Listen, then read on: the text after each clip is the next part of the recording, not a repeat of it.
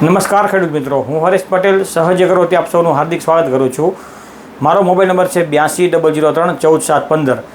તો અત્યારે હાલ વાત કરીએ કપાસનો પાક છે, મગફળી છે, સોયાબીન છે, દાડમ છે કે મગફળી છે કે પછી તુવેર છે, કોઈ પણ પાક હોય તો કોઈ પણ પાકમાં ઉત્પાદન સૌથી વધારે લેવા માટે એક જ છે કે જેટલી કોઈ પણ પાકમાં ડાળી વધારે ફૂટે તો સૌથી વધારે ઉત્પાદન મળે। દાખલા તરીકે આપણે કપાસનો પાક લઈએ તો કપાસના પાકમાં જેટલી ડાળીની સંખ્યા વધે એટલા ફૂલ ચાપકા વધારે એટલું જીનોનું પ્રમાણ વધારે।